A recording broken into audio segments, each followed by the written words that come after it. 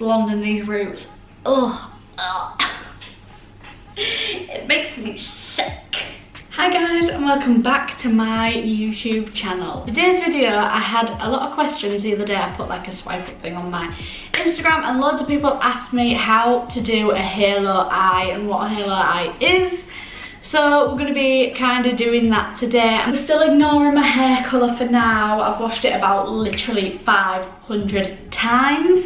And for some reason, this colour is sticking.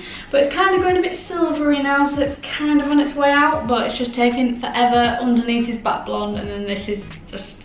I've already done my eyebrows and carved them out with the e.l.f. Cosmetics 16-hour Camo Concealer. So let's get into the rest of the video. I'm going to be using the P. Louise Base in shade 2 and the P. Louise brush that comes with that in the set. I don't think they actually do that anymore. So literally just pat that in over the eyeball with this. Over the eyeball. Don't actually pat it into your eyeball. Just pat it over your eyelid with this brush. Now the eyelid is primed, ready for the eyeshadow. I'm just gonna grab the palette and the brushes that I'll be using today. Got out the palette that I am using today, and for the first time ever, my brushes are clean at the start of the video. Don't have to clean them before I can do my makeup. Winnie. One that... Okay. Gonna be whipping out an old friend, one that I haven't used in a very long time. I actually lost it when I moved and I just could not find it absolutely anywhere. But we're gonna be using the James Charles Morphe palette now. As all my palettes are, this is well loved, like I've hit pan on most of the shades, but we do still have the oranges and the black and everything that we would need today, so we're going to dive in and use that. The brushes I'm using are my usual brushes, the Zoeva 230 brush and the MAC 219S brush. I always start my makeup using the darkest colour first. Now I feel like some people can kind of go wrong with this and they're going with the lightest colour first and try and build darker on top. Now I used to do this and it did work, but I could find my colours were kind of a bit wishy-washy at the end.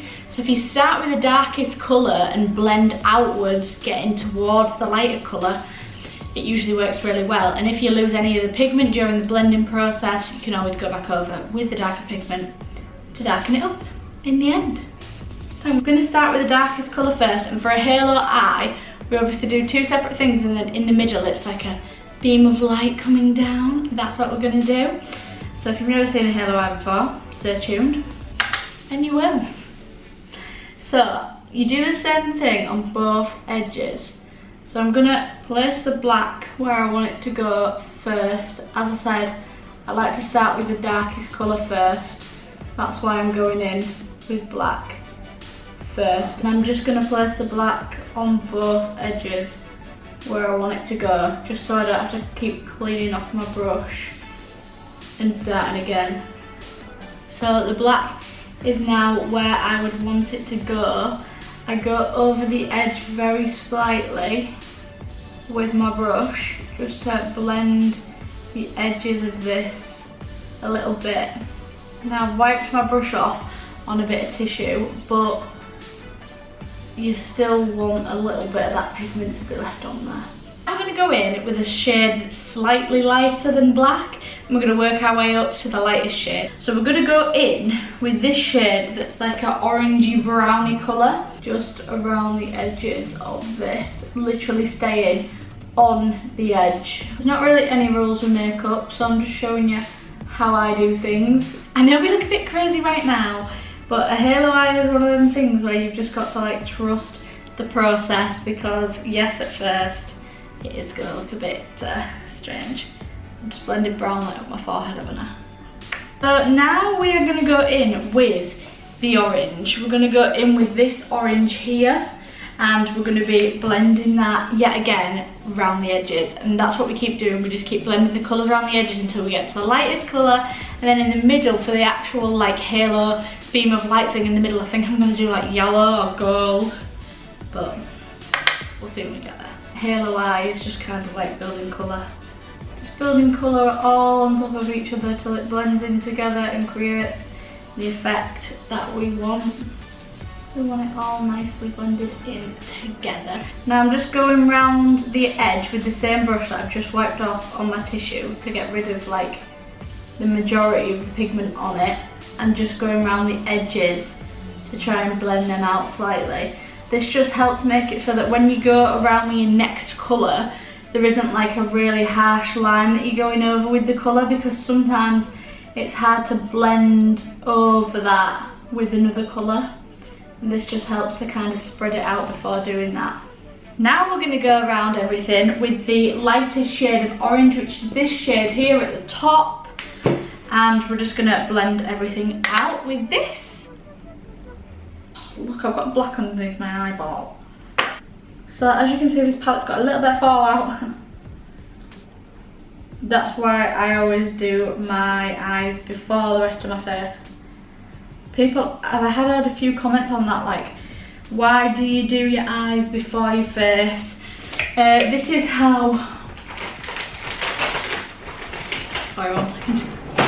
This is how a lot of makeup artists do it. It just saves you mixing fallout colours in with your foundation or whatever. Like if you've done your full face and you want it like a dewy look, so it's not all set, matte, easy to brush off, it can ruin your base. So it's better to do your eyes first and then like try and go around it with your base. But obviously, if you don't feel confident doing that, you can always do it, set your under eyes with powder and just hope for the best that you can sweep off any excess. Now I'm just going around the very edge.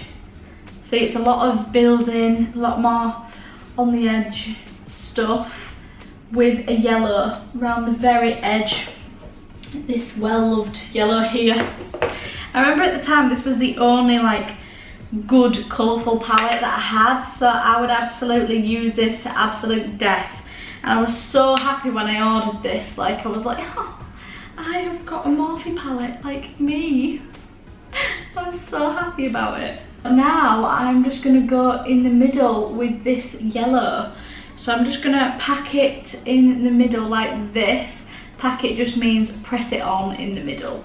And it doesn't matter if you bring it over onto the orange slightly, like blend it all in, that is absolutely fine. But obviously you want the middle to be the brightest section, you want it to be bright yellow. This is very summer vibes, like summer vibes, hello eye. Summer vibes, hello eyes. Have you noticed that I have left this little gap here under my eyebrow? I haven't put yellow there because I'm going to put a shimmer down the middle coming down, and I want that to be the brightest part. So when you look dead on, this is like a bright bit of sparkle that you can notice straight away, even with my eye open. If you lose a bit of the lid, you lose a bit of the lid, but if you keep that there so you can see it, we're all good. This is what it is looking like so far. It is all blended together nicely. Okay, so this is where it gets to the fun part for me. Adding any sparkle or any shimmer is right up my street. Gotta do it on every look really, so kind of a glitterholic, you could probably say. For the shimmer, I'm going to be using the Juvia's Place Magic palette. The shimmers from Juvia's Place are absolutely amazing. The first thing I'm going to go in with is a bit of the Benefit Cosmetics Cookie Highlight, and I'm going to put where we've left it in that white space. I'm going to put it where we've left that blank space so that we can add a pop of highlight in there. I'm going to be taking, so the best way to get shimmers to pop as much as they possibly can is to take a damp brush with them. So I'm just using this random flat brush, and I'm taking the Clinique Moisture Surge Face Spray for thirsty skin. Just spray it on there. You can use anything, a setting spray, probably even just like go dampen your brush in water if you want, but I've never tried that, so I don't really know. And I'm just going into the cookie highlight, getting some on my brush, and then I'm going to just go in and pop that in this space. This highlight, I'm not even going to say anything else about it because I rave about it on every platform. My brush is still damp, like it is very damp. So I'm just going to go in to the shade Nubia, which is this gold. Look at this. And there we have the yellow in the centre. Well, it's gold, but it's yellow gold, so Okay, so now we've done like the majority of that. This still is not enough like glitter and shimmer for me. So I'm gonna go in with the Fenty Beauty Diamond Bomb and press that all over like we did in the last look, because I am literally obsessed with this. It just adds such a nice sparkle. It's like not chunky glitter, but it's just like a sparkle. It's amazing. I'm just gonna add that literally all over the top. Oh, look at that, now it's all sparkly. We're gonna go in now with the NYX glitter primer, and we're just gonna put a bit of that going up the center, because then we're gonna put some yellow glitter in the middle. So we're just gonna put some directly in the middle here. Yeah.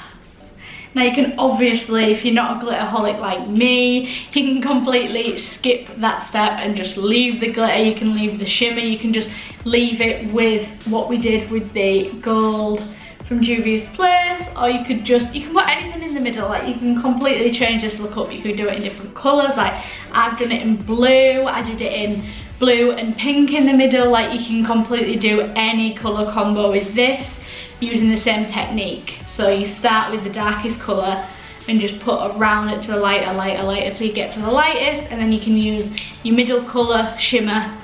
However, you can do whatever you want. The possibilities are endless, but that is how I do my hairline.